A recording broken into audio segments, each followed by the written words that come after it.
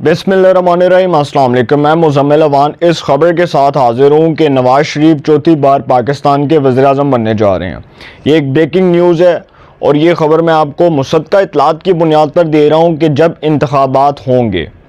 तो सबसे पहली बात कि नवाज़ शरीफ साहब इंतखाबात से पहले वो नैरेटिव आवाम में लेकर जाएंगे जो बहुत मकबूल होगा,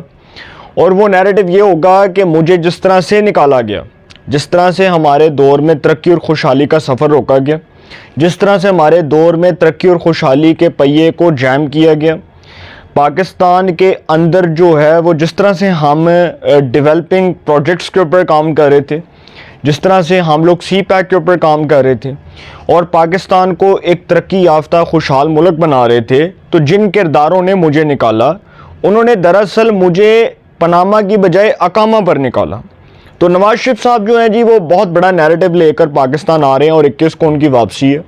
और अब सियासी हलकों में ये बातें गर्दिश कर रही हैं और वाकफान हाल इस्लामाबाद से खबरें दे रहे हैं कि नवाज़ शरीफ, मियाँ मोहम्मद नवाज़ शरीफ साहब चौथी बार पाकिस्तान के वज़ीर-ए-आज़म बनने जा रहे हैं। ये उन लोगों के लिए पैगाम है जो अब तक टीवी पर बैठकर वो घिसी पिटी बातें कर रहे हैं कि जी अच्छा नवाज़ शरीफ को सज़ा हो जाएगी, नवाज़ शरीफ जेल में चला जाएगा, नवाज़ शरीफ को ऐसे हो जाएगा, वैसे हो। भाई इलेक्शन एक्ट 2017 जिसमें तरमीम हुई और सेनेट ऑफ पाकिस्तान से वो बिल मंजूर होकर कौमी असम्बली में गया, क्योंकि पहले सेनेट ऑफ पाकिस्तान से अप्रूवल होती है फिर कौमी असम्बली में जाता है वो बिल। तो जब वो बिल की शक्ल इख्तियार कर गया इलेक्शन एक्ट 2017, तो ये बात तय हो गई कि जो नाअहली की मुद्दत है वो 5 साल से ज़्यादा नहीं होगी। अब नाअहली के ऊपर बैठकर पाकिस्तान में कोई लॉ के लीगल एक्सपर्ट्स ये बातें कर रहे हैं कि जी वो नाअहली जो है वो 5 साल की नहीं है, ताहयात है, वो डिसमिस हो गई, वो अब रिव्यू में नहीं जा सकते। भाई रिव्यू में क्यों नहीं जा सकते? नवाज़ शरीफ साहब का तो केस जो माजी में सुनाई गई ना उनको नाअहली की सज़ा, तो माजी से अब तक जो उनका केस है उसमें तो उनकी नाअहली 5 साल से ऊपर हो चुकी है। आपने कानून बनाया था कि कोई भी रुकने पार्लियामेंट, मजलिस शूरा पार्लियामेंट का रुकन या सेनेट ऑफ पाकिस्तान का रुकन, कोई भी शख्स अगर नाअहल करार पाता है अदालती फैसले के ज़रिए तो उसकी नाअहली की मुद्दत 5 साल होगी। 5 साल की मुद्दत जो है उसका तयन कर लिया गया। पहले तो नाअहली की मुद्दत की मियाद का ही नहीं पता था कि नाअहली कितनी देर की होगी, और सुप्रीम कोर्ट का अपना वो फैसला मौजूद है जिसमें वो नवाज़ शरीफ को, जहांगीर तरीन को ताहयात नाअहल करार दे चुकी है अदालत उस्मा।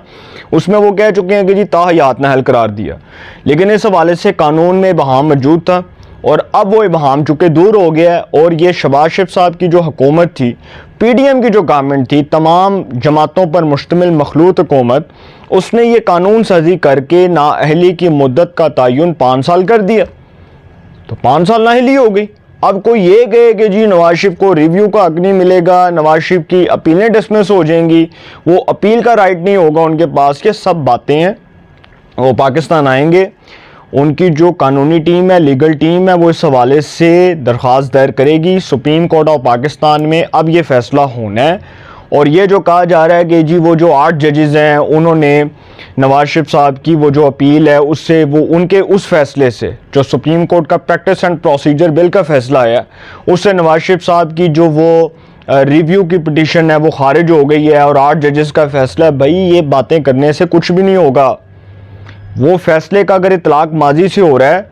अगर वो फ़ैसले का इतलाक़ जो माजी में जो नवाज़ शरीफ की नाअहली थी, वो वैसे तो सुप्रीम कोर्ट ने लिखा कि उसका इतलाक़ जो है वो मुस्तकबिल से होगा, तो माजी में तो जिन जजों ने फ़ैसले दिए हैं वो तो मुतनाज़ फ़ैसले हैं। अब वो साकिब निसार के फ़ैसले, उमर अता बंदयाल साहब के फ़ैसले, आसफ सईद खोसा साहब के फ़ैसले और जस्टिस गुलजार के फ़ैसले कौन तस्लीम करेगा जो तासुब से भरे पड़े हैं? और सबको पता है वो फ़ैसले किन बुनियादों पर और किन लोगों के कहने पर वो फ़ैसले दिए गए, वो सबको पता है। उस वक्त पाकिस्तान में वो कौन करवा रहा था, वो सारा खेल कौन रचा रहा था? इमरान खान का रास्ता जो है वो बनाने के लिए, उसका रास्ता हमवार करने के लिए, उसको इक़्तिदार में ज़ोर ज़बरदस्ती धौंस धांधली के ज़रिए लाने के लिए वो सारे रास्ते कौन तैयार कर रहा था, वो सबको पता है। तो इसलिए जी नवाज़ शरीफ साहब जो हैं, एक तो पहली बात के तमाम मुस्लिम कंट्रीज़ जो है उनका ट्रस्ट है, और दूसरी बात कि पाकिस्तान की सिक्योरिटी इस्टेब्लिशमेंट समझती है कि नवाज़ शरीफ से बेहतर तर्ज़ हुकूमत पाकिस्तान में कोई हुक्मरान नहीं कर सकता जितना नवाज़ शरीफ जैसा दबंग लीडर कर सकता है। क्योंकि एक तो उसका ट्रस्ट है और दूसरा पाकिस्तान की सिक्योरिटी इस्टेब्लिशमेंट ये समझती है, चूँकि वो 3 बार इस मुल्क के इलेक्टेड प्राइम मिनिस्टर रह चुके हैं,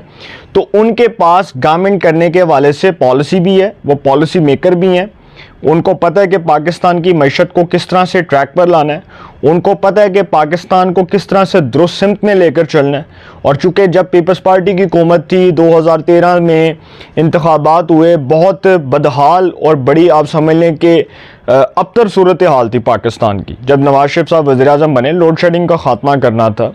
मौशी हालात अबतर थे, पाकिस्तान के जो है वो इकनॉमिक मामलात जो हैं उसको स्टेबल करना था, पाकिस्तान में जो हमारे मुस्लिम कंट्रीज़ हैं, हमसाया ममालिक, उनसे तल्लुकात को बेहतर बनाना था, उसमें कलीदी किरदार अदा करना था। तो नवाज शरीफ साहब जो हैं उन्होंने पाकिस्तान को डेवलपिंग प्रोजेक्ट्स दिए, उन्होंने पाकिस्तान को मेगा प्रोजेक्ट्स दिए, उन्होंने पाकिस्तान की तरक्की और खुशहाली में, पाकिस्तान की तरक्की और खुशहाली के सफ़र में अपना किरदार अदा किया, उन्होंने पाकिस्तान को डेवलपिंग कंट्री बनाने के लिए अपना इफेक्टिव रोल प्ले किया। तो सर अब ये बातें कोई तस्लीम करे या ना करे, लेकिन नवाज शरीफ पर ट्रस्ट है और मौजूदा इस्टेब्लिशमेंट ये समझती है कि इन हालात में अगर पाकिस्तान को कोई बेहतर कर सकता है तो वो नवाज शरीफ है, जो 3 बार इस मुल्क का इलेक्टेड प्राइम मिनिस्टर रहा। दूसरी खबर ये है कि जी, एक तो मैं वैसे किसी की जो है ना ज़ाती ज़िंदगी के ऊपर बात नहीं करता, लेकिन मुझे मजबूरन आज ये बात करनी पड़ रही है और बहुत दुख और बहुत अफसोस के साथ ये बात करनी पड़ रही है कि कुछ लोग इखलाकी तरबियत के फुकदान से बिल्कुल, आप समझ लें कि गुजरे तो खैर ना कहें यार, ये कहें कि बहुत ही गिरे हुए होते हैं, कि कुछ लोगों की इखलाकी तरबियत इतनी गिरी हुई होती है कि वो लोग ज़ातियात पर बात करते हैं, वो लोग जो है वो किसी की माँ बहन बेटी के बारे में बात करते हैं, वो लोग गंदी और गलीज़ गुफ्तगू करते हैं, महफिल में बैठकर भी करते हैं, और वो लोग जो होते हैं वो दरअसल अपना ख़ानदानी बैकग्राउंड शो करते हैं कि वो ख़ानदान, वो किस ख़ानदान को रिप्रेजेंट करते हैं। इसी तरह जो अभी हाल ही में मैं इस बात को किसी भी तरह से कंडेम करता हूँ और इस पर अफसोस का इजहार करता हूँ, मेरा दिल जो है वो दिली तौर पर मैं दुखी हूँ कि मरीम नवाज़ साहिबा के जो साहिबजादे हैं जुनैद सफदर साहब, जिनकी शादी हुई थी साबिक कौमी एहतसाब ब्यूरो के जो चेयरमैन सैफुर रहमान साहब, उनकी साहिबजादी से, और नवाज शरीफ साहब जो हैं उनके नवासे हैं जुनैद सफदर साहब। तो जुनैद सफदर जो मरीम नवाज़ साहिबा के साहिबजादे हैं और नवाज शरीफ के नवासे हैं, उनकी शादी हुई थी, नवाज शरीफ के ही बड़े अच्छे दोस्त, करीबी दोस्त थे, साबिक कौमी एहतसाब ब्यूरो के चेयरमैन सैफुर रहमान साहब। तो सैफुर रहमान साहब की जो साहिबजादी हैं उनके साथ जुनैद सफदर की शादी हुई थी 2021 में। अब वो तलाक हो गई और नहीं, ठीक है, रिश्ता नहीं चल सका, जो अल्लाह को मंजूर था वो हो गया। लेकिन सर जो तहरीक इंसाफ जितना गलीज़ प्रोपेगेंडा इसके ऊपर कर सकती थी उसने किया,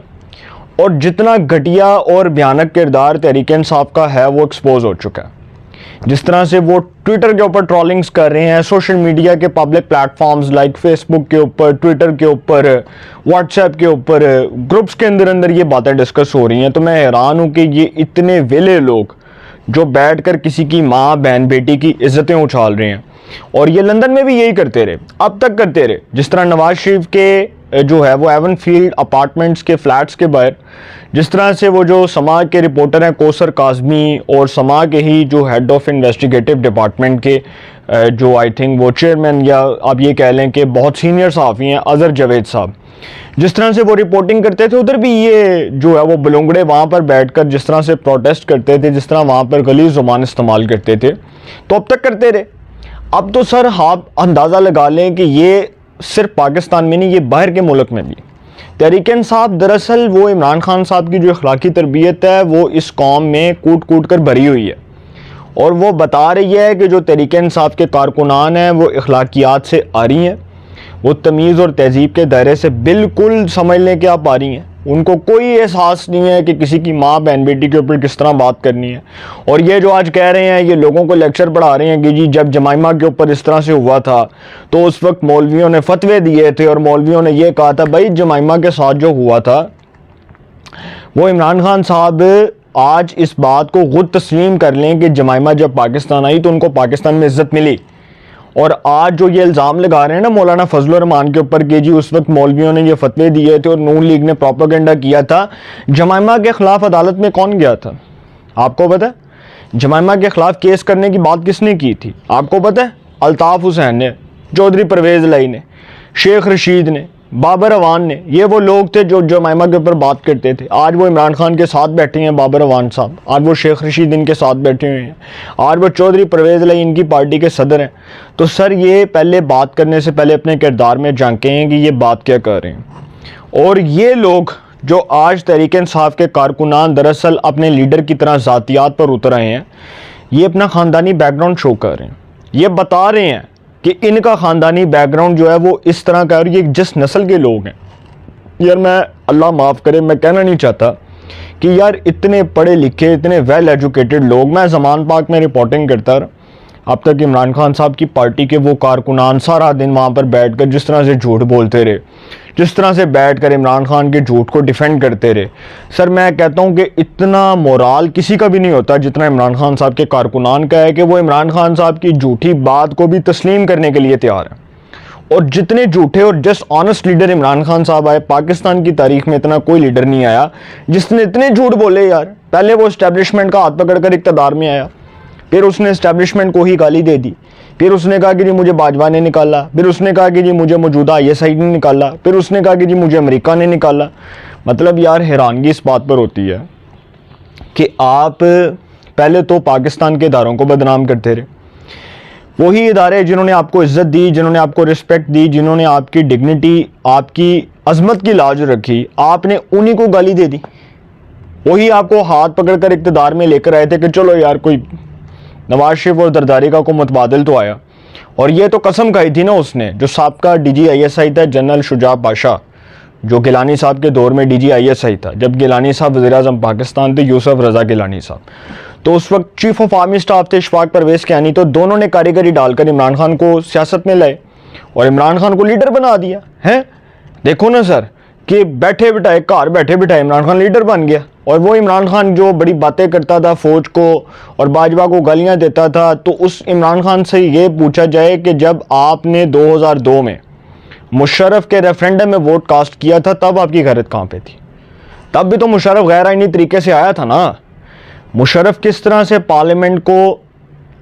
पाकिस्तान के कॉन्स्टिट्यूशन को अपने पाँव तले रोनता रहा, उसको वायलेट करता रहा, और उसी मुशर्रफ के रेफरेंडम में इन्होंने वोट कास्ट किया था इमरान खान साहब ने। उसी मुशर्रफ के ये हमायती थे, उसी मुशर्रफ के ख़िलाफ़ जो खुसूसी अदालत का फ़ैसला था, उस खुसूसी अदालत के फ़ैसले को उन्होंने चैलेंज किया था। सर हकीकत तो आप सब जानते हैं। तो इसी तरह इमरान खान साहब जो हैं, उनके कारकुनान आज जो कर रहे हैं, दरअसल वो अपना माइंडसेट शो कर रहे हैं। और किसी की ज़ाती ज़िंदगी, किसी की अज़वाजी ज़िंदगी के ऊपर इस तरह से कमेंट्स करना कि जिसको तलाक हो गई, चूँकि मरियम इस तरह कहती थी तो उसके बेटे को हो गई, सर ये बड़ा ही घटिया और शर्मनाक तर्ज़ अमल है। ये सियासत में इमरान खान साहब गाली का कल्चर लेकर आए, बदमाशी का कल्चर वो लेकर आए, गुंडागर्दी का कल्चर वो लेकर आए, बहुतान तराशी का कल्चर वो लेकर आए, झूठ और इल्ज़ामात की सियासत वो लेकर आए। तो आज वो खुद भुगत रहे हैं और उनके कारकुनान जो कर रहे हैं, सर इनकी बचत कोई नहीं है। ये सानिया 9 मई के अंदर जितने भी किरदार, जितने भी इनके सहूलतकार जो इनको डिफेंड कर रहे थे, जो इनके साथ थे, इन सब की ऐसी पकड़ होनी है, ये सारी ज़िंदगी याद करेंगे और इनको कोई नहीं बचा सकेगा। ये आप मेरी बात लिख लें, ये ऑन द रिकॉर्ड है। जिस तरह से अब ये ट्विटर के ऊपर ट्रोलिंग्स करवा रहे हैं आदिल राजा जैसे टाउटों से, शहबाज गिल जैसे टाउटों से, और जिस तरह के वो टाउट बैठकर पाकिस्तान की फ़ौज पाकिस्तान को, मिलिट्री इस्टेब्लिशमेंट को बदनाम कर रहे हैं, इससे इनकी बचत नहीं होनी। इससे मज़ीद इनके गिर्द घेरा तंग होना है और ये इसी तरह गिरफ्त में आएंगे जिस तरह आए हुए हैं। इनको कोई नहीं बचा सकता। अपनी राय का कमेंट्स में ज़रूर इज़हार कीजिएगा। इंशाल्लाह एक नए सेगमेंट के साथ फिर मुलाकात होगी। अपना बहुत ख्याल रखिएगा। आला निगहबान।